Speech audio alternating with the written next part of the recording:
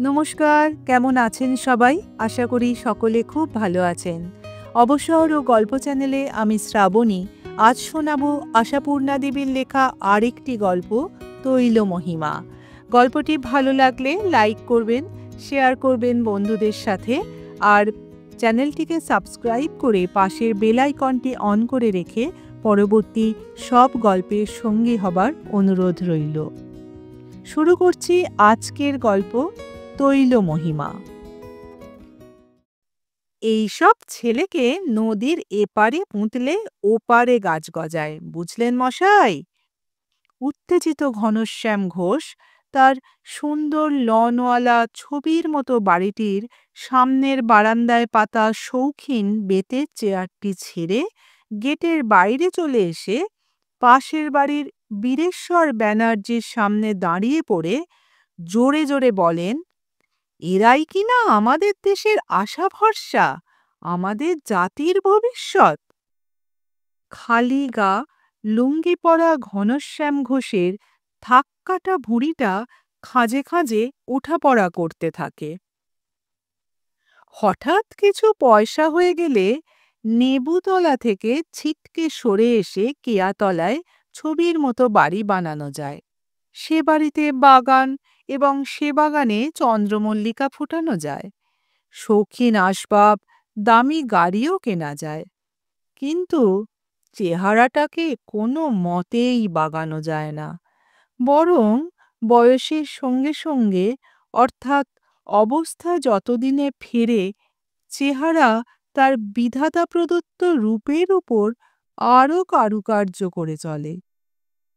ঘনশ্যামবাবুর মাথার মরুভূমি ও ভুঁড়ির থাকসিঁড়ি তার একটি নমুনা। এদের বাগাতে পারেননি ঘনশ্যাম। অবশ্য আরও একটা বেয়ারাকে ঠিক বাগানো যায় না। সেটা হচ্ছে অভ্যাস। জন্মগত অভ্যাস বড় মারাত্মক শত্রু। তাই ঘনশ্যাম ঘোষকে সারা সকাল খালি গায়ে আর লুঙ্গি পরে কাটাতে হয়।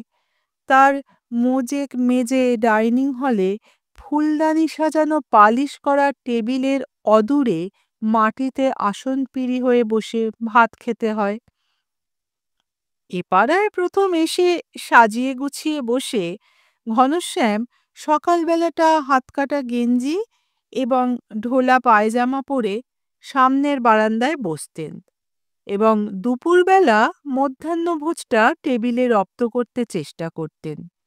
কিন্তু হলো না।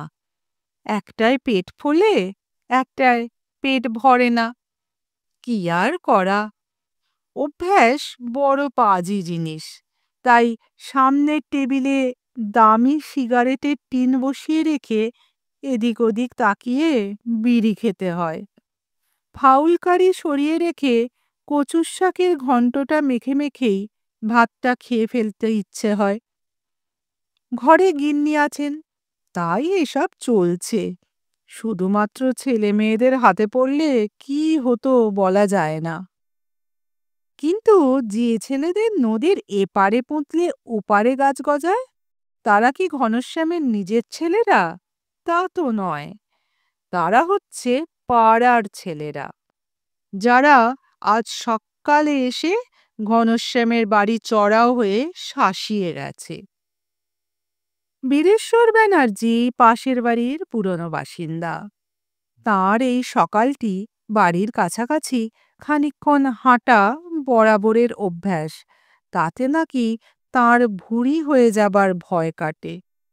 প্রায় বছরখানেক হলো ঘনশ্যাম এপাড়ায় উঠে এসেছেন। তাঁকে দেখে পর্যন্ত বীরেশ্বর হাঁটার মাত্রাটা আরও বাড়িয়েছেন। এই হাঁটাকালীন অবস্থায় ঘনশ্যাম তাঁকে ধরলেন। বললেন, আমায় কি বলে শাসিয়ে গেছে জানেন? দেখব কেমন এপাড়ায় বাস করেন। এ বাড়ির একখানা ইটও আস্ত রাখব না। আবার সুসুর করে নেবুতলায় ফিরে যেতে হবে।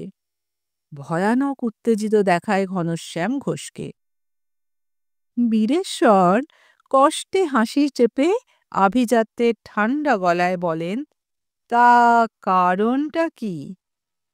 কারণ ঘনশ্যাম ক্রুদ্ধ গলায় বলেন, কারণ কি জানেন? ওদের ওই যে কি বারোয়ারি দুর্গোৎসব হবে, তাতে আমায় নাকি ১০০ টাকা চাঁদা দিতে হবে, নচেৎ ওই শাস্তি। বীরেশ্বর একটু মসৃণ হাসি হেসে বলেন, বালকের চপলতা, করবে না কিছু, তবে চাঁদাটা না নিয়ে ছাড়বে বলে মনে হয় না। তার মানে? ঘনশ্যামের ঊর্ধ্ব শরীরটা যেন জ্বলতে আর ফুলতে থাকে। আমার সিন্দুক থেকে কেড়ে নিয়ে যাবে নাকি? আহা, তা কি আর! ওই উৎপাত করে করেই বিপন্ন করে তুলে আদায় করবে। এইসব ছেলেদের আপনারা সহ্য করেন?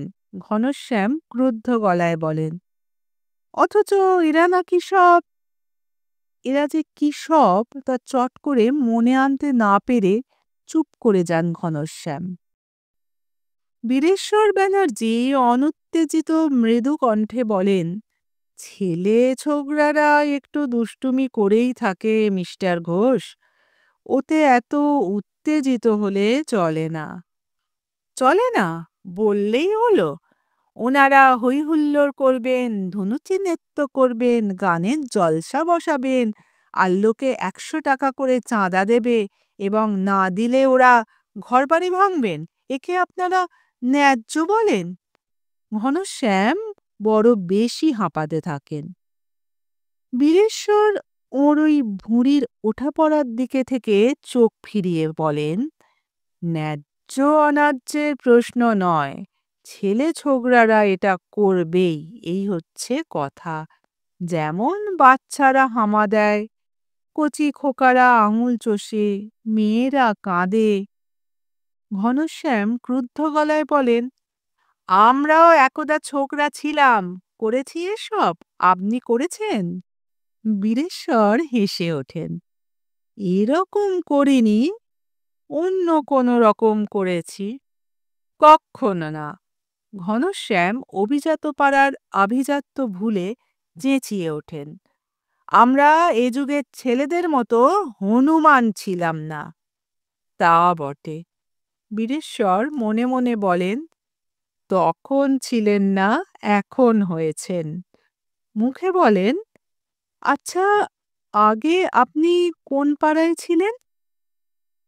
ঘনশ্যাম কদাচ কারুর কাছে নেবুতলা উচ্চারণ করেন না, বলেন, নর্থে থাকতাম। এখনো তাই বলেন। বীরেশ্বর অবাকের ভান দেখিয়ে বলেন, নর্থে? সেখানে সার্বজনীন পুজো করে না ছেলেরা? করবে না কেন? ঘনশ্যাম লুঙির একটা কোণ তুলে ঘড়ি মুছতে মুছতে বলে ওঠেন, করত, তা বলে এত জুলুম করত না। এদের মতো ১০০ টাকা না দিলে বাড়ি ভেঙে দেব বলে শাসাত না লোককে। বীরেশ্বর হেসে বলেন, এরাই কি আর সব লোককে শাসায়? শাসায় বড় লোককে। হঠাৎ থতমত খান ঘনশ্যাম ঘোষ।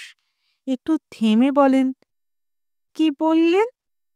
বলছি, ছেলেরা লোক বুঝে জুলুম করে, যে সে লোককে কি আর করে? ধরুন, আমায় কি আর করবে? বীরেশ্বর মৃদু হাসেন।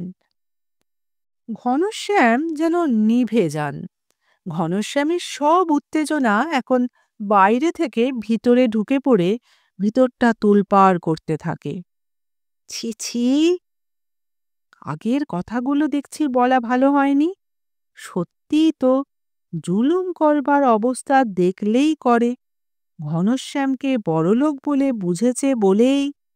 এই তো, এই ভদ্রলোক দেখতে স্রেফ রাজপুত্তুরের মতো, রাস্তা দিয়ে হেঁটে যান যেন পৃথিবী তুচ্ছ, তবু ইনিও আমায় বড়লোক বলেই জানেন এবং সেটা মানেনও, তাই মিষ্টার ছাড়া আর কিছু বলেন না। না, সত্যিই বড় ভুল হয়ে গেছে। ইস, গতকাল যদি এই জ্ঞানচক্ষুটি উন্মীলন হতো, তাহলে তো আজ এইসব হতো না। ওরা চাঁদা চাইতে এলে ঘনশ্যাম বড়লোকের ভঙ্গিতে অবহেলায় ১০০ টাকার একখানা নোট ফেলে দিয়ে ওই বীরেশ্বর বাবুর মতো ঠান্ডা ঠান্ডা গলায় বলতেন, বেশি মাইক বাজাবে না তো হে, আমার আবার ওটা একেবারে সয় না। তা নয়, ঘনশ্যাম কিনা নেবুতলার ঘনা ঘোষের মতো যাচ্ছে তাই করে চেঁচালেন, আর তারাও যাচ্ছে তাই শাসিয়ে গেল। হবেই তো, ছেলে ছোকরা বলে কথা। ঘনশ্যামও কি ছেলেবেলায় খেলা দেখতে গিয়ে মোহনবাগান হারলে ঢিল ছুঁড়তেন না? ঘনশ্যাম মনে মনে নাক মলতে থাকেন, কান মলতে থাকেন, জিভ কাটতে থাকেন। বীরেশ্বর ওর এই নিভে যাওয়া মুখটার দিকে তাকিয়ে মনে মনে হাসেন, বোঝেন দাওয়াই ধরেছে। বীরেশ্বর ব্যানার্জি এপাড়ার সবচেয়ে গণ্যমান্য ব্যক্তি। ইনি ছেলেদের ওই পূজা কমিটির সেক্রেটারি। ছেলেরা তার কাছে হরদম আসছে পরামর্শ নিতে। পরদিন তাদের কাছেও ওই কথাই বলেন বীরেশ্বর। ঘনশ্যাম ঘোষের চাঁদা তোমরা ঠিক পেয়ে যাবে, দাওয়াই দিয়ে দিয়েছি। দাওয়াই? আপনি দিয়েছেন? মানে বুঝতে পারলাম না স্যার। বুঝবে, পরে বুঝবে। দেখো, নিজে এসে চাঁদা দিয়ে যাবে। আপনি ওকে চেনেন না স্যার, ভারী ইয়ে লোক।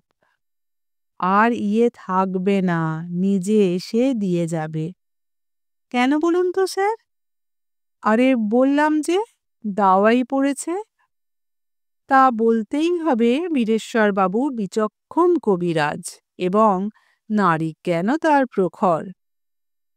ঘণ্টা কয়েক পরেই সত্যিই ঘনশ্যামের বড় সাদা গাড়িটাকে ওদের পূজা কমিটির অফিসের অর্থাৎ সম্পাদকের বাড়ির দরজায় দেখা যায়। যদিও ঘনশ্যামের বাড়ি থেকে এর ব্যবধান 100 গজের বেশি নয়, তবু গাড়ি চড়ে না এলে আর বড়লোক দেখাবে কি করে?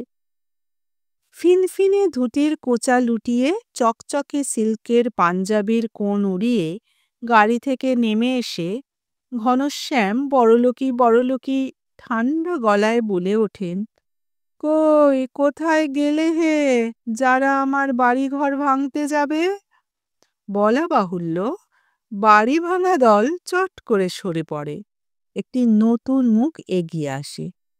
কি বলছেন স্যার? স্যার? আহা! কানে যেন মধু বর্ষণ করে ঘনশ্যাম ঘোষের। তুচ্ছ টাকা, এই মধুর বিনিময়ে খুব খরচ করা যায়। ঘনশ্যাম আবার বীরেশ্বর ব্যানার্জির অনুকরণে শান্ত গলায় বলেন, বাড়িঘর ভেঙো না বাপু, গরিব মানুষ, বহু কষ্টে বানিয়েছি, এই নিয়ে এলাম তোমাদের চাঁদা। কি বলছেন স্যার, এ কি বলছেন? আপনি আমাদের পাড়ার একটা গৌরব। আরও ছেলেরা এগিয়ে আসে, বলে, বাড়ি ভাঙার কথা কি বলছেন স্যার, ছি ছি। আহা, ওই আর কি, সবই তামাশার ব্যাপার। এই নাও। একটি চেক এগিয়ে দেন ঘনশ্যাম। বেয়ারার চেক, 500 টাকার। চেক 500 টাকার? যতগুলো ছেলে ছিল সবাই এসে একযোগে হুমড়ি খেয়ে প্রণাম করে ঘনশ্যামকে, মায় সেই ছেলেগুলো পর্যন্ত, যাদের নাকি নদীর এপারে পুঁতলে ওপারে গাছ গজায়। থাক থাক বলে স্বস্তি বাচন করে ঘনশ্যাম আবার কোঁচা লুটিয়ে গাড়িতে গিয়ে ওঠেন। এরা চেঁচিয়ে বলে, পুজোয় আসবেন স্যার? দেখি দেখি টেকি নয় স্যার, আসতেই হবে। আপনারা এসে না দাঁড়ালে আমরা জোর পাবো কোথা থেকে? ঘনশ্যাম হাসি মুখে বলেন, আচ্ছা আচ্ছা। গাড়ি ছেড়ে দেয়। ঘনশ্যামও নিঃশ্বাস ছাড়েন। উহ, স্টেজ রিহার্সালটায় ভালোই উতরলেন তাহলে। এই ঘন্টা ধরে ঘরের দরজা বন্ধ করে আরশির সামনে দাঁড়িয়ে বড় লোকের ভূমিকায় রিহার্সাল দিয়েছেন ঘনশ্যাম, চেকটা লিখে রেখে। নমস্কার। গল্পটি কেমন লাগলো জানাবেন কমেন্ট করে। ভালো লাগলে সঙ্গে থাকবেন।